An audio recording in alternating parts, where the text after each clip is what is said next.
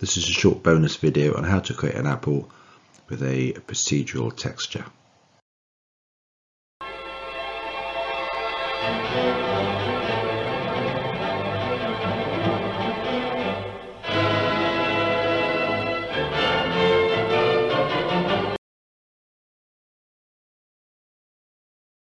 We'll clear everything else out of the way. We'll add a UV sphere. I think we probably want it 32 by 16, not a bit of detail on this thing. We'll set it to 35 millimeters. Okay, so back into edit mode. We'll grab that top corner. No, just that top one. We'll grab that and we'll portion editing turned on. We can pull that down a bit. Then we can grab it again, tighten up proportion editing, and just pull the center down quite a bit. And then we can turn off proportion editing, just get hold of that one and grab that and pull that down. There we go. Let's move our object up a bit so we can see all of it. There we go. Do exactly the same with the bottom. I'll just grab that. Grab, pull that up, proportion editing, grab, make it a bit wider, pull that up something like that, perhaps grab that loop there, pull that up a bit. Okay, so we've got an apple. So let's create a little stalk for this thing. So we'll set our cursor to selected. We want the stalk to be about there.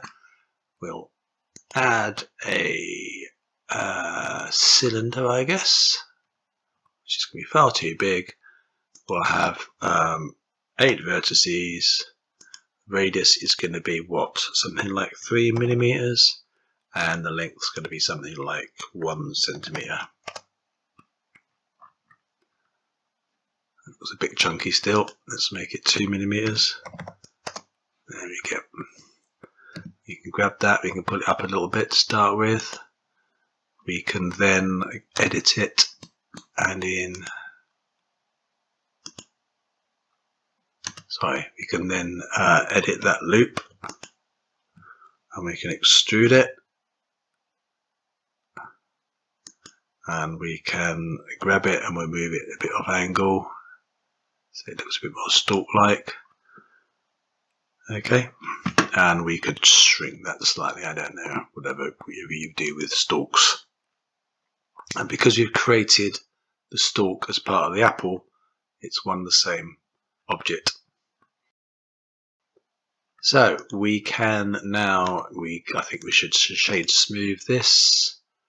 We should add a subdivision modifier. Okay, and now we can go into our sculpting toolkit.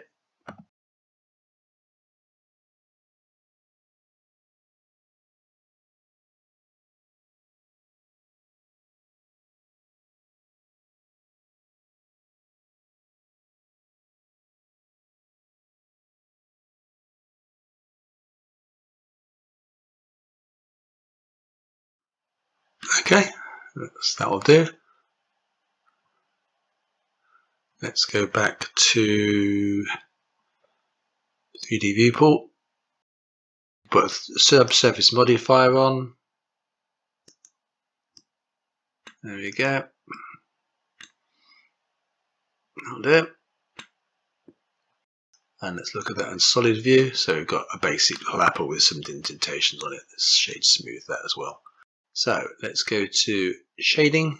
So we're going to do an apple object. So it's going to be a new material. And we're going, first of all, we need to work out how we're going to put these stripes on. I suggest we start off with a noise texture. Drop that in there. and we'll connect that up to there to see what it looks like. Let's focus in on our apple. There we go.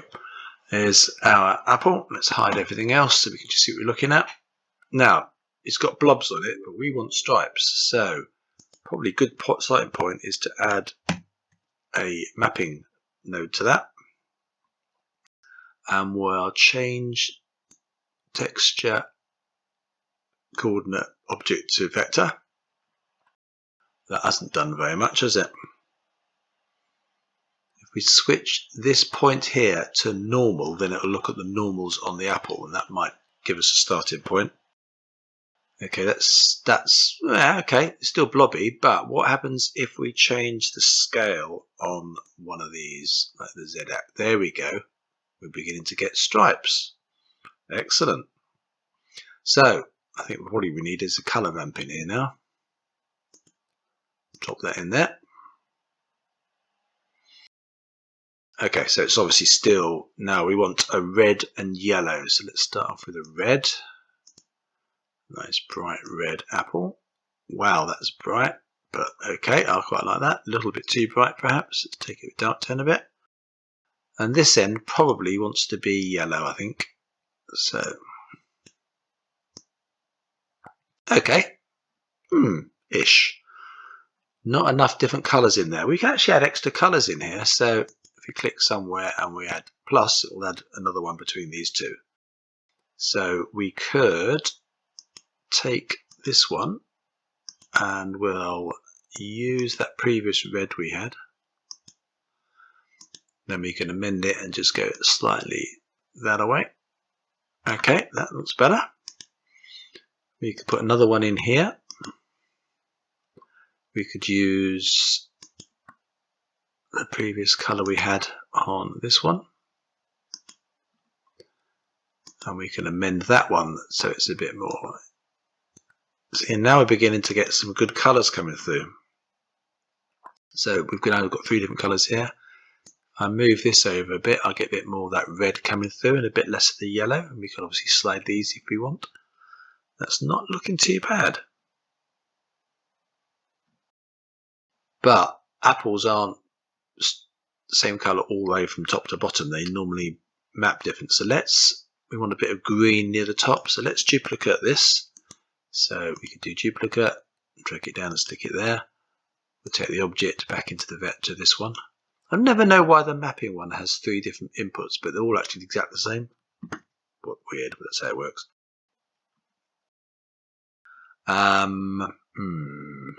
Let's add another color ramp.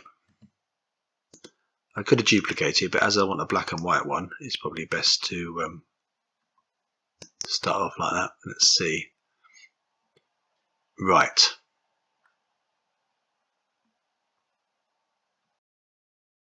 That is the wrong way around. So probably what happens if I set that to 1?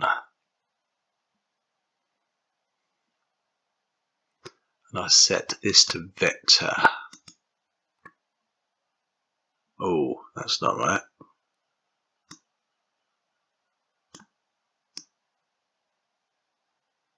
Oh, there we go. So what happens if I set that to positive? There we go. I can get a color grade from top to bottom. Okay, so let's take these and move those across a bit. So I want to mix these two together, aren't I think.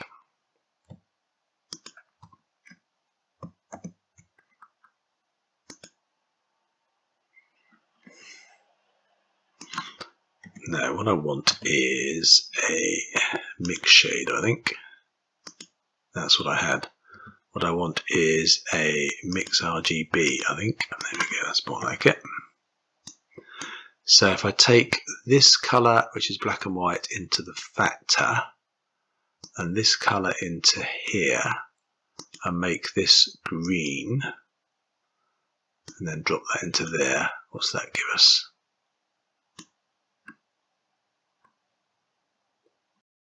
Okay, right, so if I slide this up and down, I can get more green at the top and less If I do this one, it closes up. So, okay. So that's got my stripy bottom on my apple and my green top.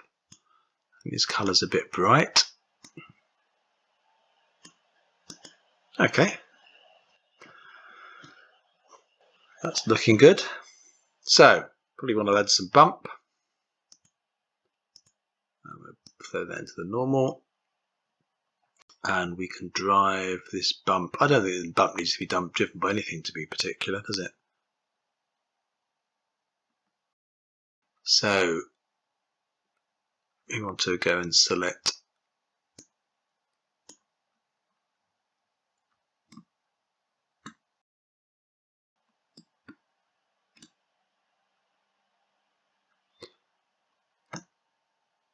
the stalk.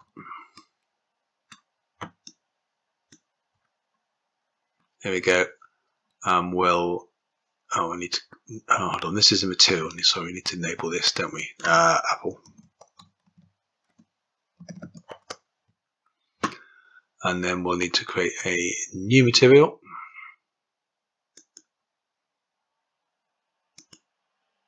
And we'll call this stalk. And I think this is a relatively minor thing, so let's just make it a browny colour.